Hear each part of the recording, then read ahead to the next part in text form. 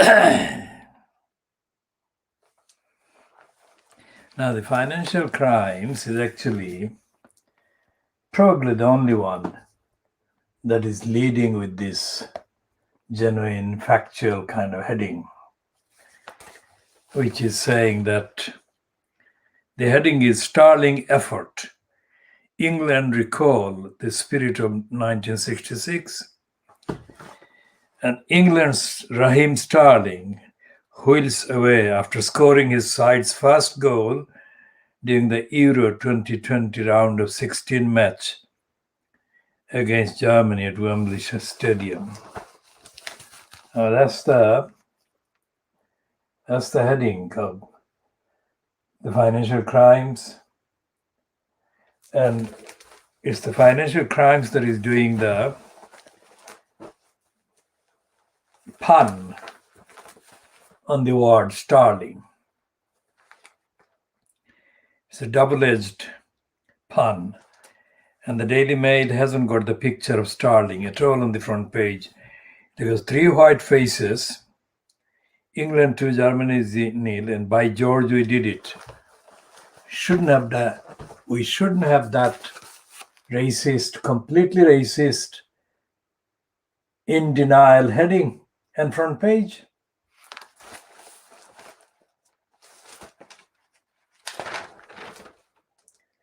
And they haven't got Starling even at the main pictures.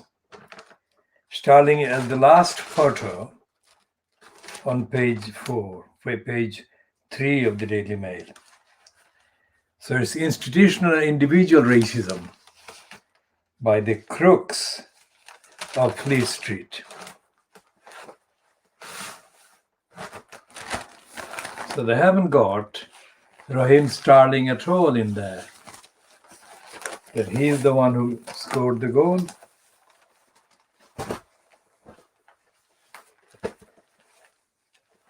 And even the I newspaper has got somebody else. It's not Raheem Sterling. The racists have got someone other than Raheem Sterling who scored the goal.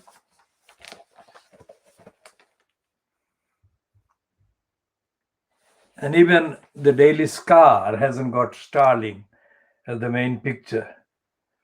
It's somebody else. Nor has the Times. How dare the racists?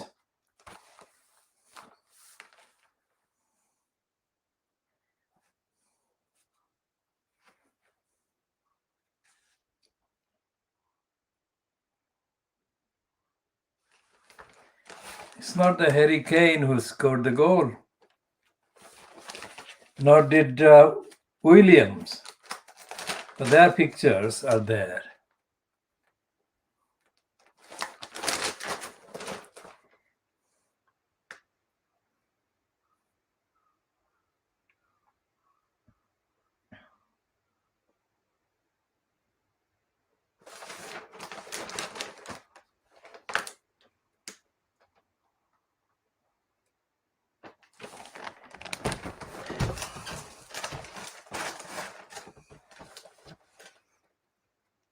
No picture of Raheem Sterling anywhere in the Times so far. And not his picture on the back page of the Times either. So this is absolute, total criminal racism by this sick Fleet Street.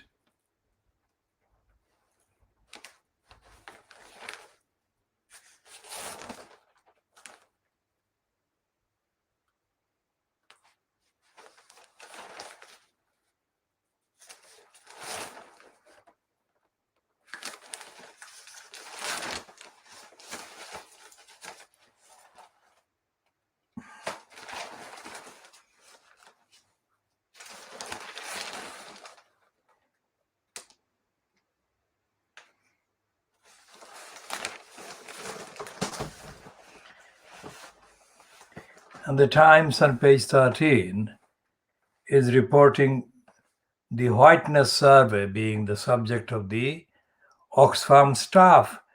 Oxfam has defined whiteness as the overarching preservation of power and domination for the benefit of white people in a survey on racial injustice, racial justice that has caused upset among staff.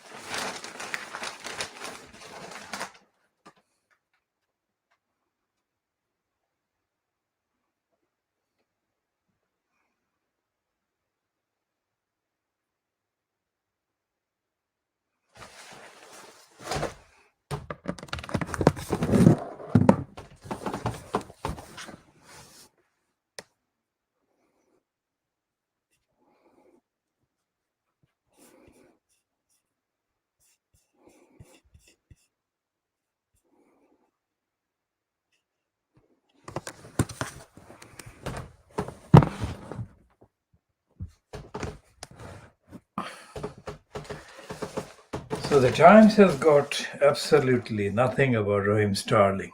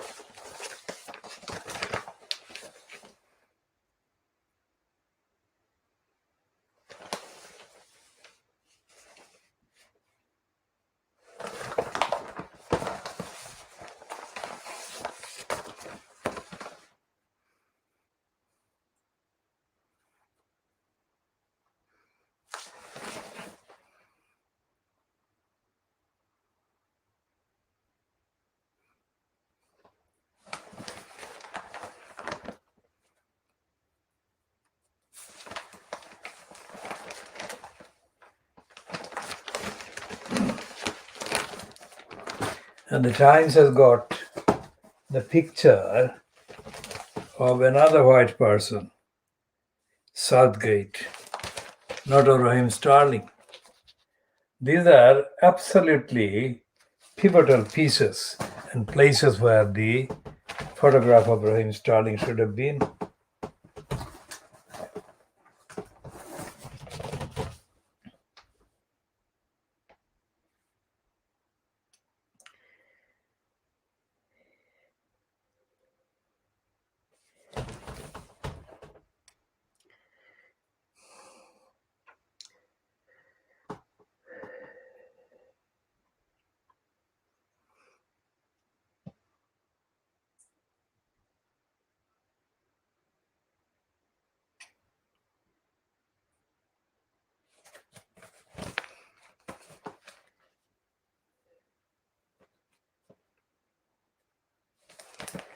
So this piece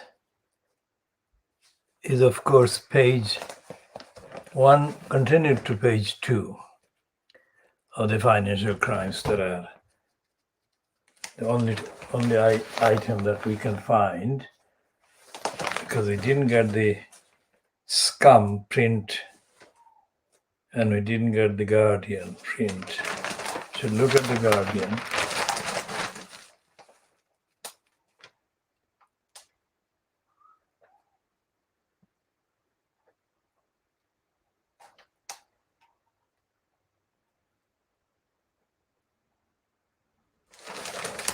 The piece on page 2 that says the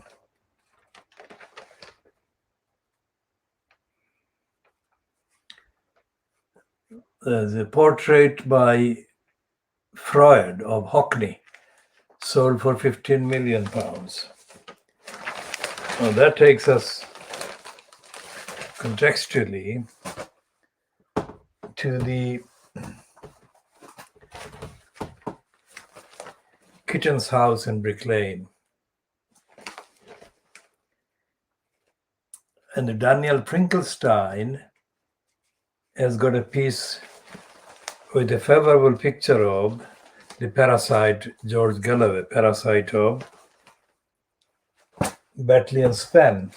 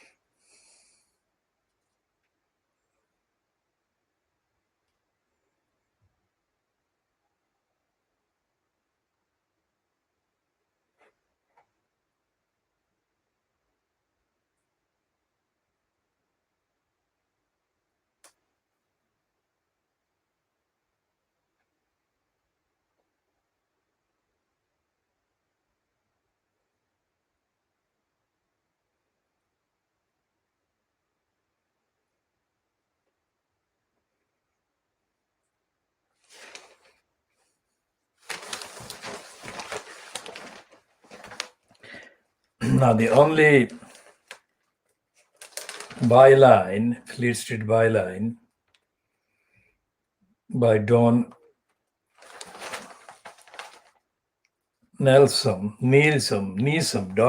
on page 15 of the Daily Scar is about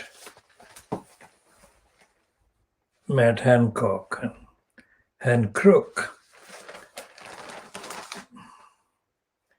that is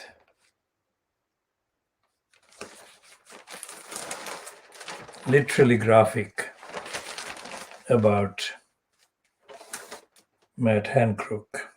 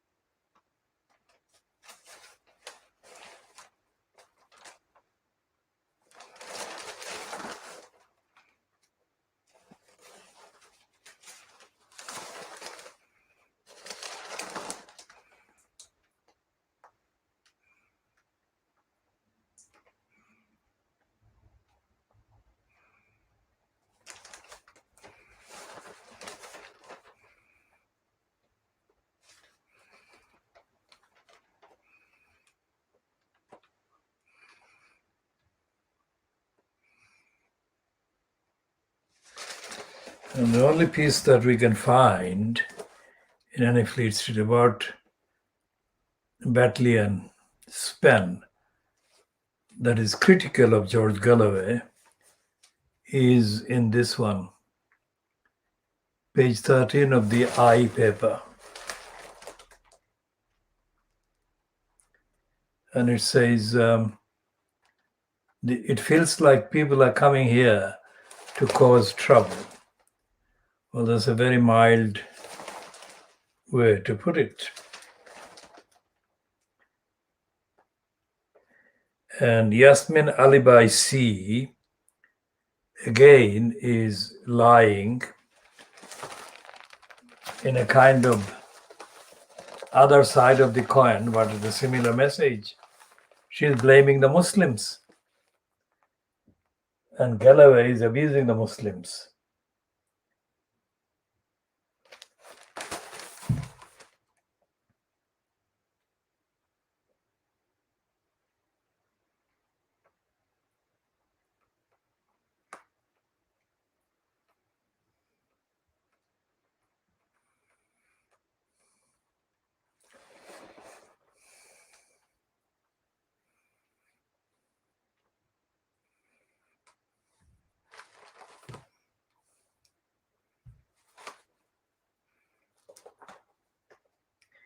And she calls them white guys who harassed Chris Whitty in a park.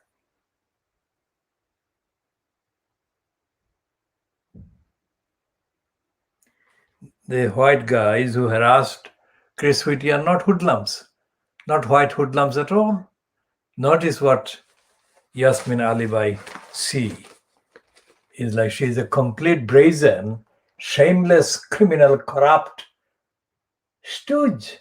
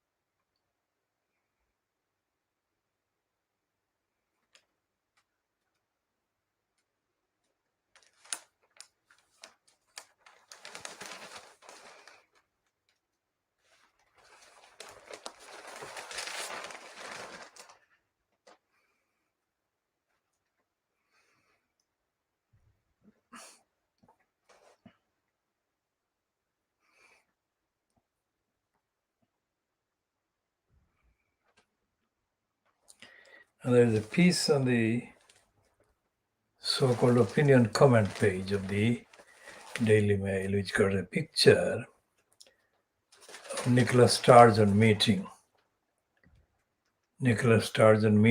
Brenda. But the piece is by Gordon Brown.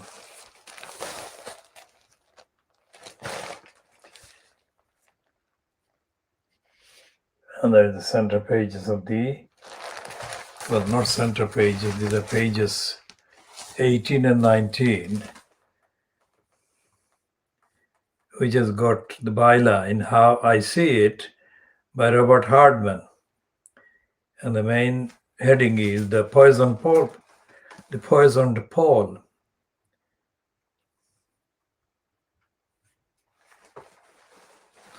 Joe Cox's murder was a political tragedy.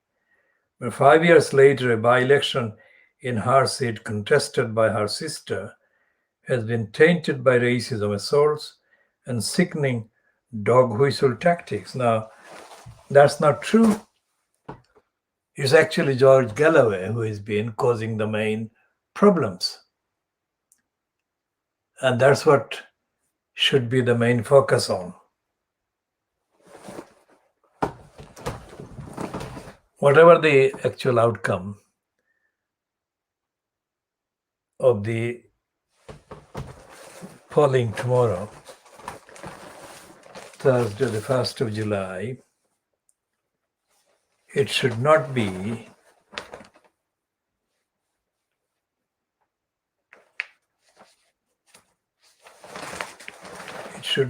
forgotten that George Galloway is the one that has been lying more than anyone else.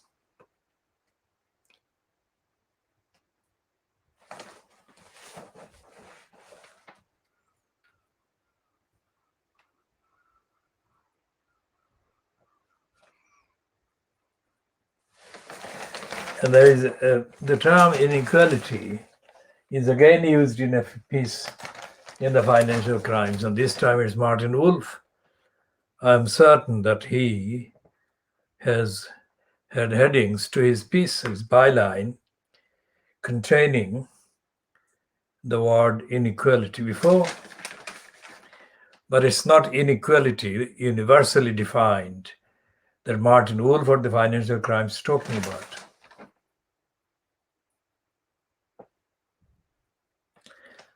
Why? Because here is the evidence. There are 3 graphs there with the piece.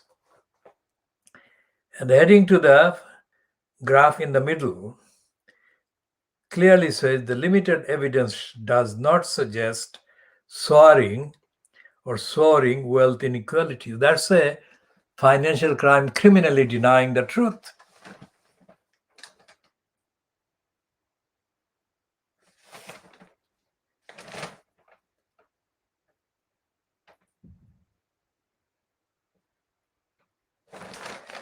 And it's contradicting the first one, the first graphic. It says central bankers increasingly woke on inequality. Woke is actually a pejorative word invented by racists and liars and agents of big business and inequality and racist cabals. So Martin Wolf is being stupid and dishonest and contradictory, as is the Financial Crimes. It says, but the necessary structural reforms will be harder than many observers imagine. So where does the liar think lies the solution to soaring inequality? He denies it, but it does exist. So this is the part A of the Khoodeelaar television channel being broadcast only online, that is on the internet, not on terrestrial, not on satellite, nor on cable platforms. This is part A of the edition for Wednesday, the 30th of June, 2021. We didn't broadcast any edition dated the 29th of June, Tuesday, the 29th of June, 2021. And the reason has been that the contents of the newspapers are absolutely dishonest, misleading, ignorant, and of course, overall racist. And therefore, the real diagnosis is based on the evidence of what the newspapers are supposed to be reporting on. The evidence, meaning the big issues of the so-called news dates or news day or news kind of line. So the running order, as they say in the broadcasting networks, the running order has been mainly, of course, COVID, Matt Hancock, and of course the Battalion Span by-election that is going to be formally held tomorrow, Thursday, 1st of July 2021. And the entirety of Fleet Street criminally is kind of mobilized against the candidate called Kim Leadbeater, who is the sister of the victim of the racist fascist murder, Joe Cox. Kim Leadbeater has been put in a position where all the failures of Keir Starmer, of the Labour Party, of the racists, of all parties and all kind of complexions have been laid at her door. She wasn't going to be a candidate at all, but it's a mayoral election in West Yorkshire that caused the vacancy in the parliamentary seat. And that is why Kim Leadbeater is a candidate for the Labour Party. The reason why they have chosen her, of course, is obvious, because of the sympathy factor. But she is also not tarnished by the majority of the ills of the Labour Party, locally or nationally. So it wasn't difficult to understand why she would have been chosen the candidate. But the narrative about Battalion Span and the narrative allegedly about the rights of the Muslims has been intentionally, poisonously, corruptly, distortedly misrepresented and abused by the parasite, the professional parasite called George Galloway. We shall be talking more about George Galloway and his professional parasitic career in due course. Suffice to say that Galloway is not an anti-racist. Galloway is not an opponent of imperialism. Galloway is not a supporter of the Muslims. Galloway is not a supporter of the Palestinians. Galloway is a person without any source of income. So he is generating a lot of contributions, whatever the individual sums may be, by posing as upholding the cause of the Palestinians. Battalion Span is not a place where the Palestinians are the subject of the main political or social discussion, never has been. So why has Galloway surfaced there? Because after being ousted in 2015 from Bradford West, Galloway has failed to get even a token elected position anywhere. And he knows that having an elected position, which he can then further exploit and parasite himself with by claiming to the British politician who supports the Palestinian cause.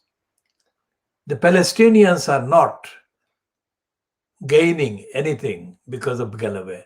Palestinians are losing because of Galloway.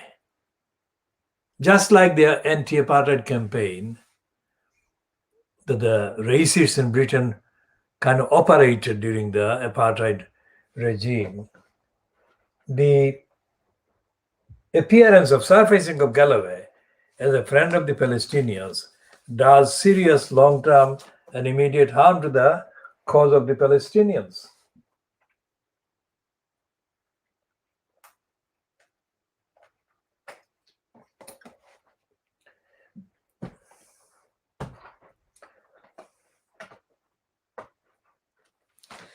As a narcissist, opportunist, careerist himself, George Galloway knows that he's the only white-skinned British quote politician that can get a headline by claiming to be a champion of the Palestinians. But he is no less racist, no more intelligent than his contemporary counterpart racists in the main parties and the ordinary public in the UK. Which is why he talks about Palestine, but he doesn't make any difference for the good of the Palestinians.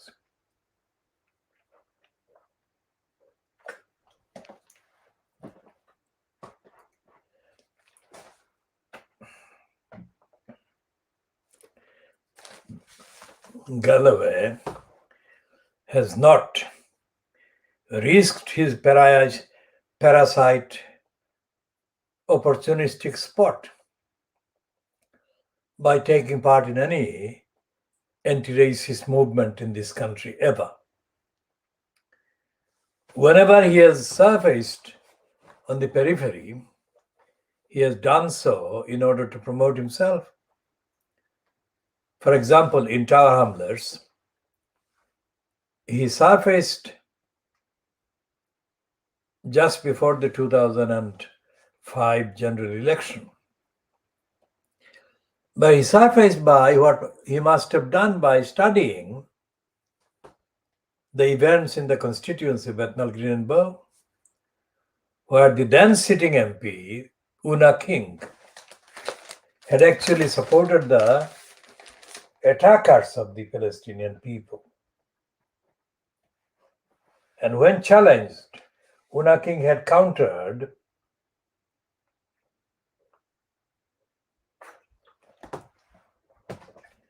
not by apologizing for her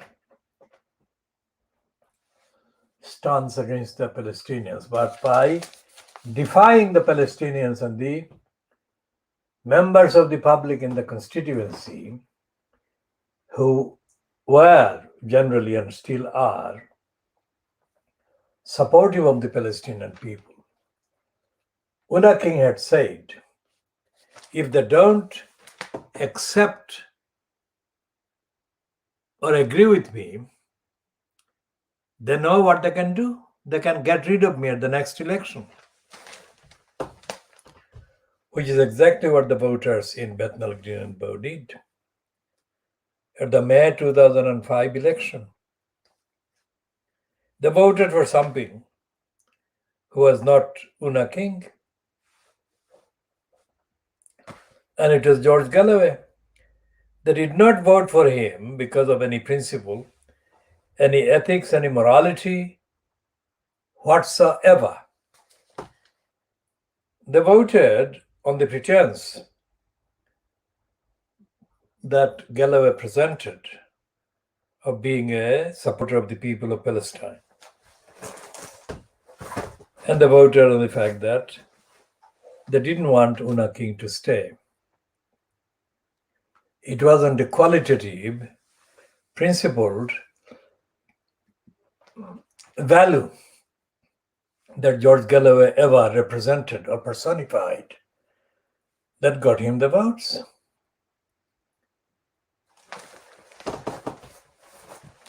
So whatever he has said in the last 10 days has been absolutely false and fabricated. For example, his row on the top of what appears to be a bus with a Channel 4 reporter, a female Channel 4 reporter, he treated with racist scorn. Then he treated Martine Croxall of the BBC, a white woman, a blonde white woman from Leicester.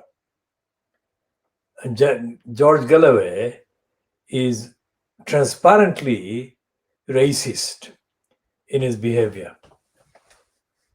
And he orchestrated the various appearances at various events outside the Israeli embassy, where hardly any mentionable white people attended. It was all Muslims and mainly Arabs. that attended. So he exploited his whiteness, white skin. That is a business. It's a business card for him. It's a racist business card. And none of the Fleet Street papers are talking about what Galloway did in Bethnal Green after getting elected, what George Galloway did before getting elected in Bradford West, and since losing the battle of public support in the constituency, what he did against Nawaz Shah. He actually personally attacked Nawaz Shah in a racist way, and George Galloway is somebody who supports rape. He supported many of the rapists in the news, personified by one of the very widely alleged rapists.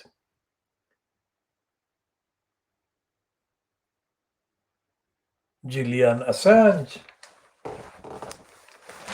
So there is a coincidence there. Julian Assange is a supporter of the Russian regime, and Galloway is given a spot on Russia television by the Russian state.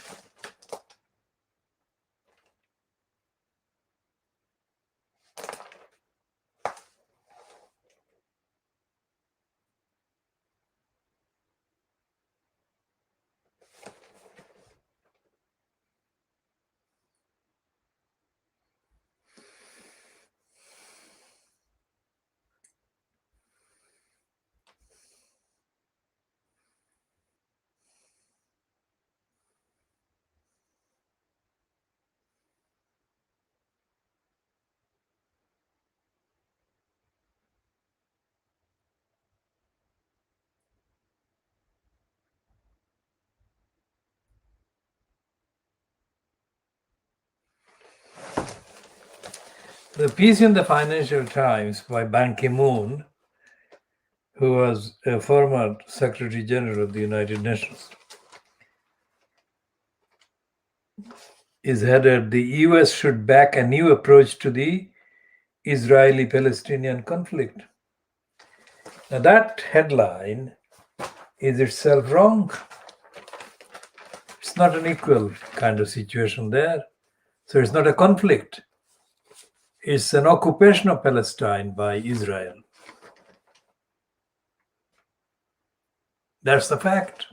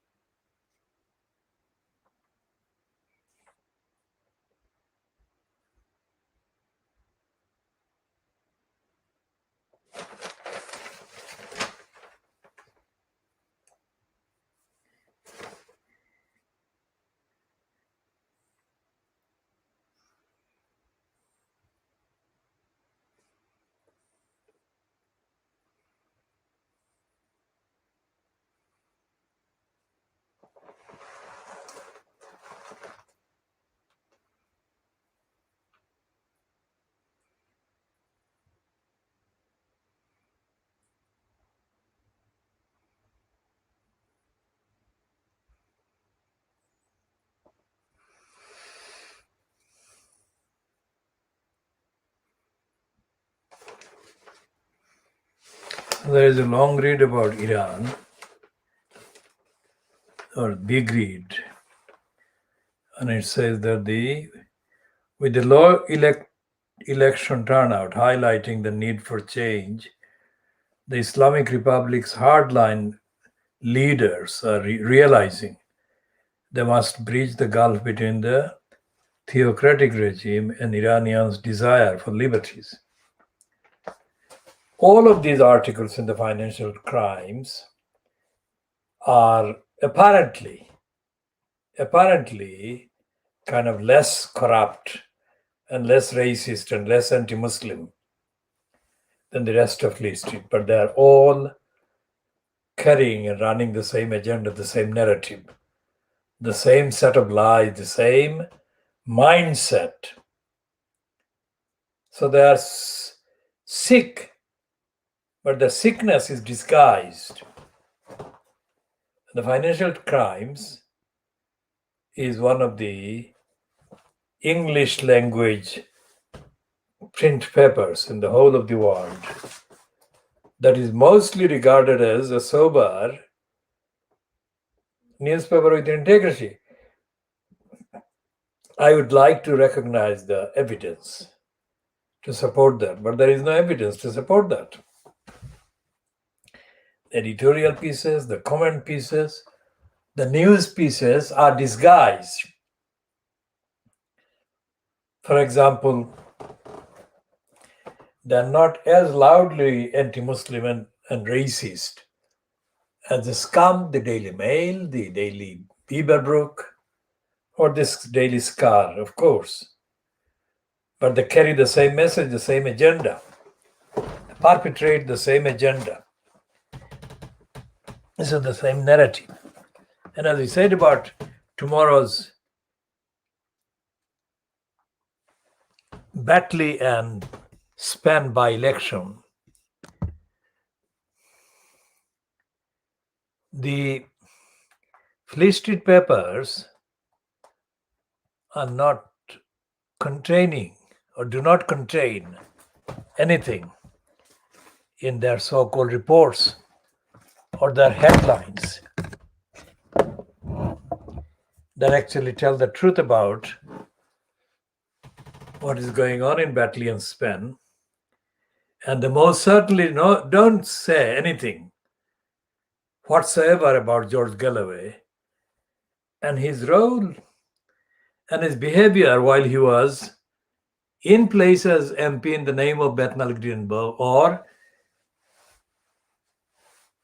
in the name of Bradford West. And in between, Galloway has been exposed as a supporter of the worst racist, worst anti-Muslims in the UK and in the USA because he has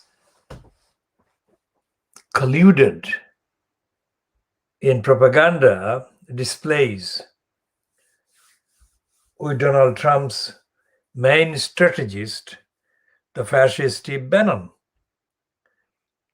Galloway tried in between, since losing his seat in 2015 at Bradford West.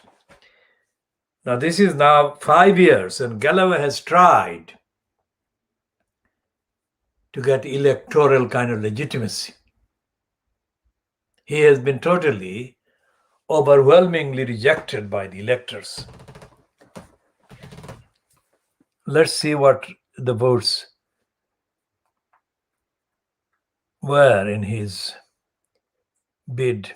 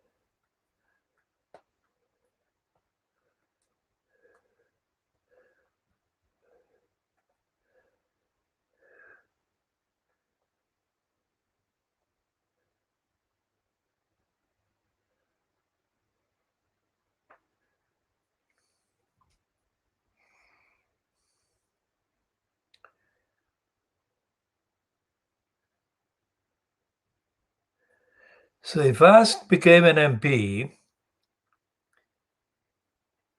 in 1987, June 1987, and he was there in place until the 11th of April 2005.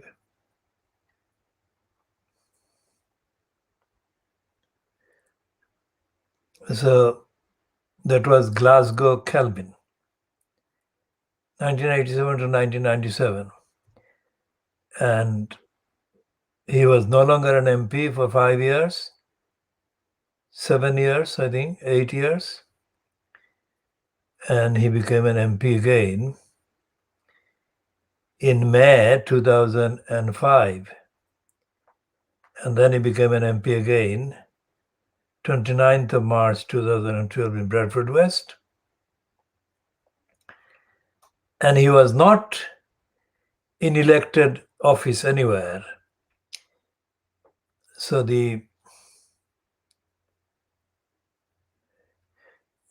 his entry on him, Wikipedia that I'm looking at right now, is full of allegations about money. And as I said before, not today, but in previous publications, it's not something that the Wikipedia entry includes. But George Galloway was accused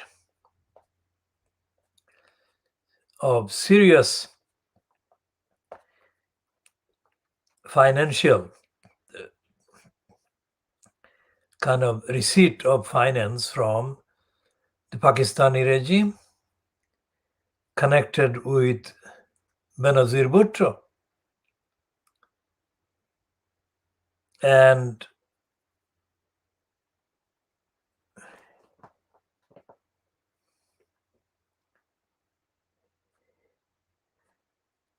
what Galloway did against the Daily Telegraph, as it then was, he didn't do against the Newsnight program. So we've said that before, that Newsnight made an extensive, very detailed series of allegations and claims against George Galloway about money that Galloway received from the Pakistani politician or Pakistani politician Benazir Bhutto's regime. And Galloway has not sued the BBC, nor the Newsnight, nor anybody else over that particular publication of that report by the Newsnight program. It clearly is part of the Fleet Street criminals' agenda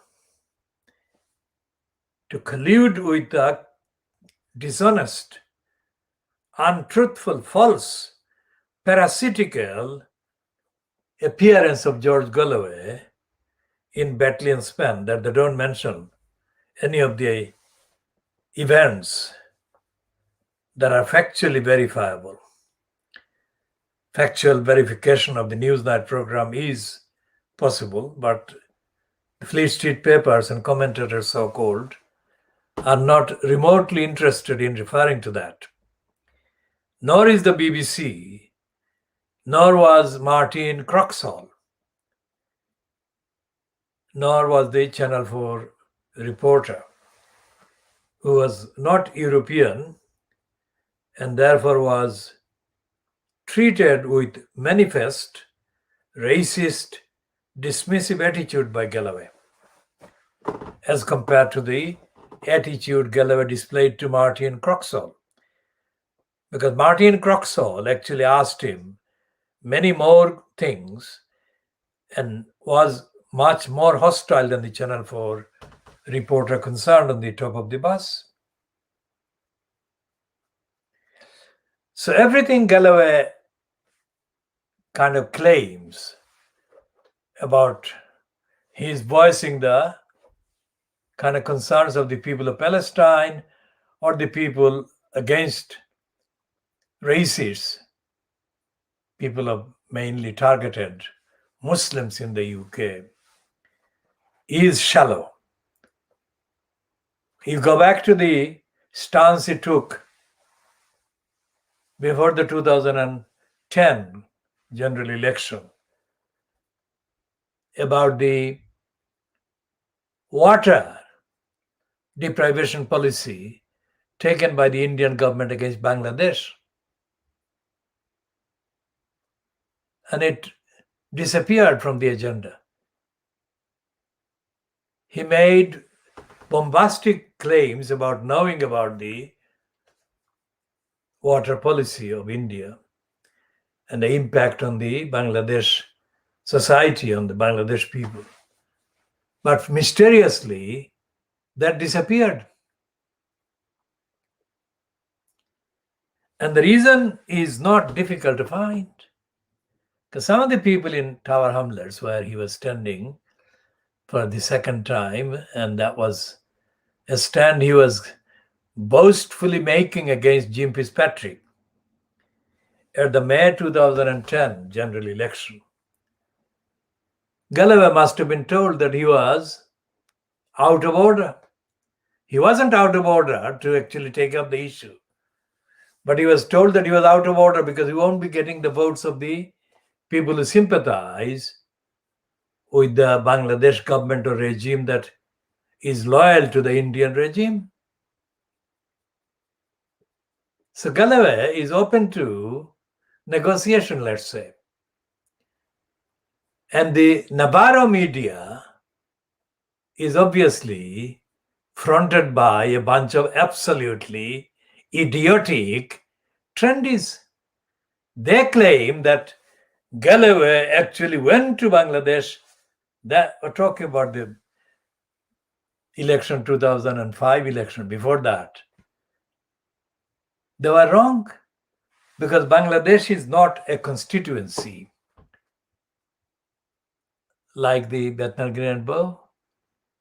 And no individual person could go to Bangladesh and canvass for electoral benefit in a constituency in the UK.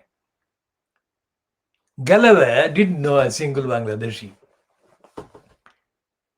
He was taken there as part of an exhibition. And he was introduced to people that didn't know him. But for purpose of pictures, etc., and for misrepresenting the claim that he knew Bangladesh, so much so that he went to Bangladesh. He went to a village. He went to 2 or 3 locations. That's it. He met people, had some meals, and had some meetings.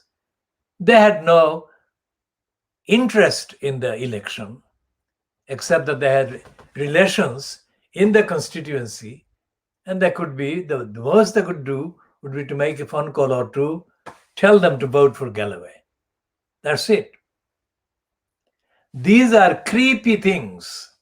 These are not democratic events. These are creepy behavior on the part of somebody who doesn't know the people, but needs to come across as knowing the people. Get it? Galloway, of course, was paid by the Iranian television. I mean, it's not a very difficult intellectual challenge to understand what Galloway did as a result of being hired by Iranian television. He praised the Iranian television, the Iranian regime. He doesn't do that anymore because the British state has stopped the Iranian television being broadcast in the ordinary sense. And Galloway could not get a contract, a placement with the Iranian regime. That's it. In the wiki entry, there are hundreds of entries, references to Galloway, which means he has been mentioned hundreds of times. And most of those references can be verified and checked to the extent that they can be. And most of the evidence would amount to Galloway being a phony. on every issue that he has claimed to be a champion of.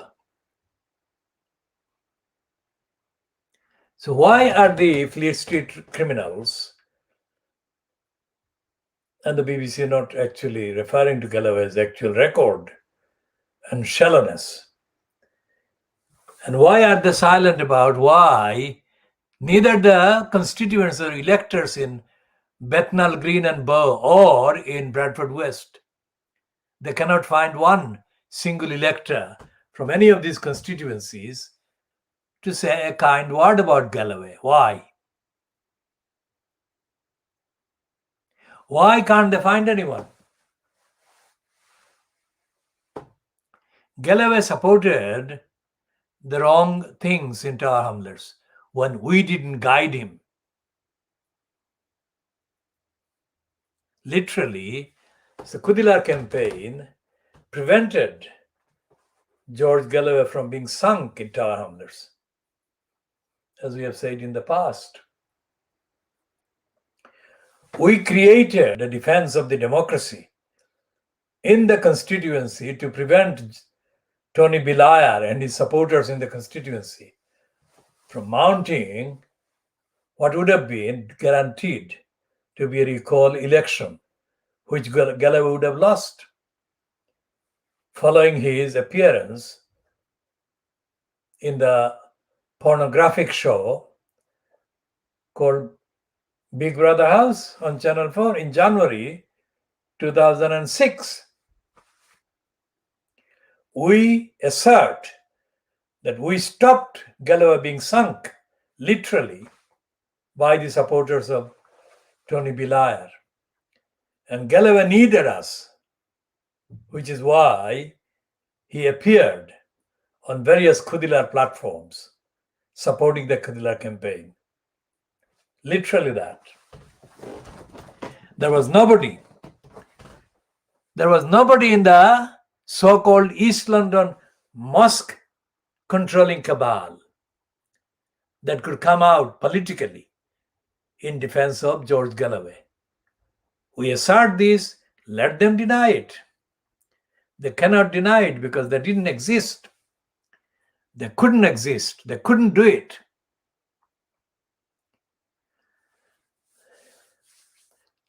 George Galloway switches back and forth from being a racist with the racist zealots, and being concerned about the Muslims. He has no evidence anywhere, ever, in the now extended, exaggerated period of 50 years in politics, taking up any stand, making a stand against racists in any significant, serious way whatsoever. We assert that. Let Galloway deny it with date and chapter and verse. He cannot do it. Galloway supported the crooks. They supported the crooks in a most brazen and shameless, dishonest way. Galloway claimed